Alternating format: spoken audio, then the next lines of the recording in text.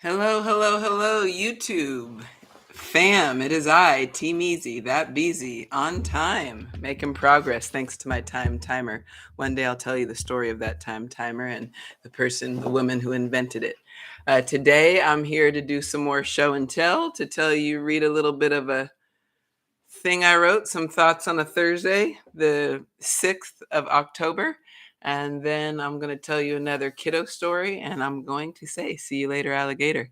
Um, my show and tell will just be this shirt, because this is the shirt that I wore when I taught the other day, and it's the colors of red, white, and blue, the colors of our country, some of them. So I figured, since I'm going to be talking a little bit about these United States of America, or alleged United States of America, I would wear something patriotic and something I wore for the kids. Sometimes you got to dress up for them to show that you're serious and that you care, especially those who are on virtual learning and COVID. All right, here is my piece today. Farmer, cop, doctor, judge, lawyer, politician, janitor, country singer. These are some of the many occupations that the country I have grown up in led me to visualize as male. White male, mostly. Yesterday, before I fell asleep on my couch listening to KQED and broadcasts of National Public Radio on that channel, I learned that farmers in the USA have a high rate of suicide. That the mentality or lifestyle that goes along with farming makes for a high suicide rate relative to the population. I should trigger warn you, this is going to have stuff about suicide as well as other things, as may many of my posts, based on unofficial research and unsolicited opinions. In fact, Iowa is training people in the community to recognize mental health issues. They're training bankers, tellers, clerks, cashiers, people who would come into contact with farmers, how to intervene and guide them towards mental health services, how to recognize and intervene mental health crises. Cops, I learned that approximately 47 deputies who failed a psychological evaluation that is usually a prerequisite for hire are returning to armed and active duty with Alameda County Sheriff's Office. So many of them were on duty and then they were put on desks, had their guns taken away because they didn't pass the psych eval. They are back on duty. People are protesting that. Doctors and judges. I learned that doctors have stopped performing abortions in Arizona due to a judge in Pima County reinstating a ban that was in place before Arizona was a state. All the major facilities, Planned Parenthood, and others that normally do abortions have paused as this law is in place, along with another one saying that if the banning abortions over 15 weeks, unless it is to save the mother's life as a result of rape or incest. This ban is supported by the governor of Arizona. Eric Holder Jr., the 82nd Attorney General of this country, appointed under Barack Obama, is chair of the National Democratic Redistricting Committee. And he is up to challenge Alabama, who has a majority Republican-controlled state legislature, and they are attempting to redistrict in a way that would dilute the Black vote.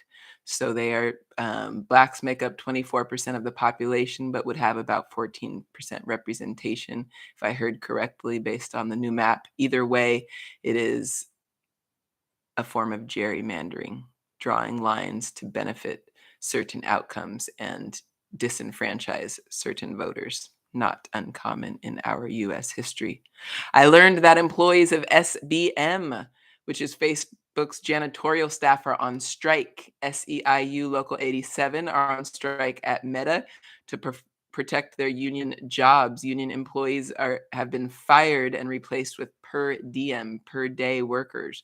They are hiring people by day they're not providing the same benefits as they would to union workers, nor the security of a job. Janitorial staff were already being pushed to work longer hours with shorter breaks. They are officially on strike, holding SBM, who works for Meta, also known as Facebook, or formerly known as, they're holding them accountable for union busting, trying to break up the union. I learned yesterday evening about the sterilization of Puerto Rican women as an imposed practice by the United States of North America starting in the 1930s and continuing up through the 1970s. By 1956, one out of three Puerto Rican women were sterilized, unable to birth more children. It was offered as an only means of contraception, and many people were coerced into it. They called it a combat on poverty, but they targeted women, Puerto Rican women.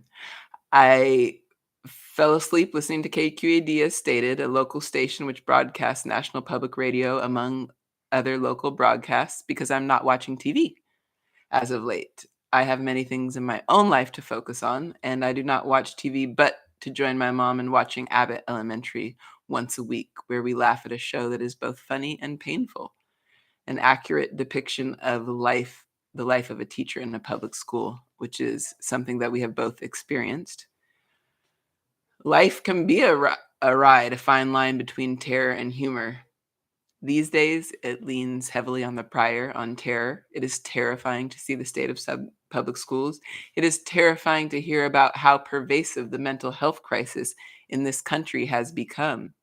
Suicide rates among farmers, a dying breed, even if they weren't killing themselves. That's terrifying. Family farming has become factory farming. Corporations are destroying so many different types of communities across this country.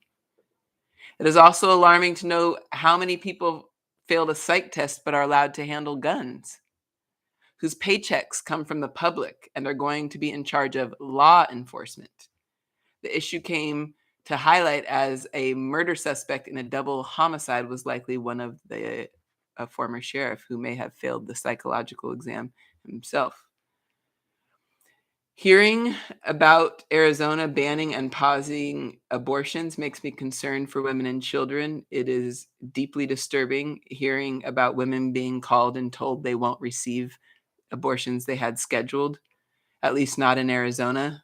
People may scramble out of state to receive them, or they may start to try and do them themselves at home, which is incredibly dangerous if they can. Women and girls are being forced to reroute their lives and potentially be forced to raise children under circumstances they don't see fit. Whatever the reason, noble, knowledgeable people whose co-parent won't be obligated to co-parent if they choose to leave will be on their own, meaning women don't have a choice but to stay with their kid or put them up for adoption. However, it's interesting who's left with the responsibility when it comes to raising and bearing children. Who will be on their own? Who, if they don't have the means or ability, will stunt their and their child's ability to access a reasonable quality of life? The same people who are forcing women and girls to be mothers will allow their children to be called criminals or crazy or dispensable. If the kid struggles, the child could end up in special classes, prison, institutionalized one way or another. Even if not, that is not the life they chose for themselves or their child. Talk about freedom. Gerrymandering, drawing lines to disenfranchise more people, or redistricting, as they're calling it in Alabama, rearranging the vote to cancel, exclude, or dilute voices that weren't even allowed to vote too long ago. That is disturbing. I wonder about all the illnesses and trauma that go on. Actually, let me backtrack real quick. And I may go over 15 minutes, which is my goal to not go over. Janitorial staff are being exploited and punished when they fight for their right for a fair wage, fair work week, and retirement in one of the wealthiest businesses there is, or working in one of the centers of the wealthiest businesses, Facebook, who is now going by Meta or something. What is up with all these cryptic and massive businesses' names like Amazon, an insult to the actual rainforest that helps the world breathe? A large packing and shipping conglomerate whose carbon footprint is killing the environment, along with renting all the extra U-Hauls over summer to ship shit. A place that itself fights unions and unionizing. Elon Musk is asking is being asked to pay what he promised, though he seems too busy trying to escape this planet. Yet, essential janitorial staff is begging not to get fired because they want a protected and respectable job, begging for remuneration, being compensated for their time appropriately. Sterilizing women of color and tampering with their bodies and ability to reduce. I have heard this story before. It is ugly and unjust, but sadly not uncommon. We cannot repeatedly assault women's rights, bodies, and voice. We are being drafted, y'all. They're coming for our school, land, votes, and voice, and reproductive freedom. Get out there on November 8th for the midterms, vote. If not, our rights will continue to be slowly rolled back, and when we go to scream, nobody will listen because our voices won't count, along with democracy. This country will be solely run by corporations, the same ones that make us beg for dignity of pay and benefits and work and housing in the communities that we and our families have contributed to and died in. As a woman of color, I haven't felt counted in. I would ask my female fifth grade teacher to say or she every time she said he, as meaning everyone, man or mankind. She brushed it off as a natural default. I wanted to see myself in the future. Otherwise, what was I learning or striving for? Why was I in school if I could be nothing of what I learned about? At the time, I wanted to be the first woman to play professional baseball or the first woman president. I wanted access to the same glory, power, and respect. My first instinct when I hear about farmers killing themselves and the help they will get in Iowa is, what about us? I drove through Iowa twice, going and coming from Ohio. It is mostly cornfields from the highway and mostly white relative to other states I went to. I imagine old white men getting help while my peers are dying or dead, mentally unwell, ill, or more sick than they should be at under 50 years old. I want to yell, what about us? The ones they don't really care about, like MJ saying.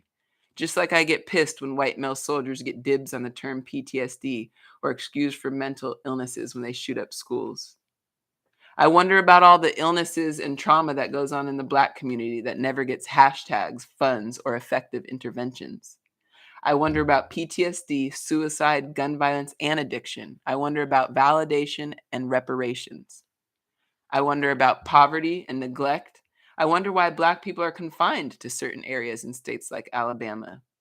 I wonder why my former coworker who grew up in North Carolina on a tobacco farm that his family had been on for generations had to jump off the road into ditches when he would walk to school as a child. I wonder why he and I had to sit there while our coworkers rooted against Serena Williams in a match against a European foreigner. I wonder why all the pictures of babies who shouldn't be aborted are white with blue eyes, at least on the street I drove on to and from home in Ohio. I wonder what came of the baby born on the floor of a single residence occupancy who had already experienced heroin and tequila before landing on the floor inhabited by roaches and a carpet that had seen its share of foot traffic when I responded to a child being born as a firefighter. I wonder what the people who insist babies that aren't their own be born would think of this newborn's first day on earth. I wonder what people who call themselves pro-life say on juries when moms and children born and forced to struggle try to make ends meet and have run-ins with the law. Prison, jail are their own traumatic places. They exacerbate already fucked up situations and health, mental and physical. They separate families. People should leave petty theft hearings with a job that pays a livable wage. Whatever happened to health? Why must we beg for decent wages, time with our families, and health? My friend paid little to nothing for surgeries and hospital stays in South Korea. My friend is Black, African American, and felt more safe and taken care of there being Black and trans-bodied than here. I want to be mad, but we need to unite. And we need to unite. Now, right now, and for now. Because this is the end of the road. If we don't turn around and fight, we are fucked. For all the blood, sweat, and tears many of our ancestors put in here, for all the struggles that our newest members have fought, refugees, immigrants. We must unite. We must strike. We must demand. We must vote. We must unionize. Real heroes care about children, will fight for women's rights and reproductive justice. They will fight guns. They will stand with empathy. They will work together. Real heroes are not controlled by fear, greed, or power. They are humble and busy. The lie is that there is a best, that there is one hero, one president, one martyr. There are many, though we've been sold ones like Superman, Captain America, and G.I. Joe, even real life heroes whose faces we recognize and voices, ones that I respect, like Sojourner Truth and the Reverend Dr. Martin Luther King Jr. Even though those are faces of movement, they are all part of a movement propelled by people, other people, and each other actively.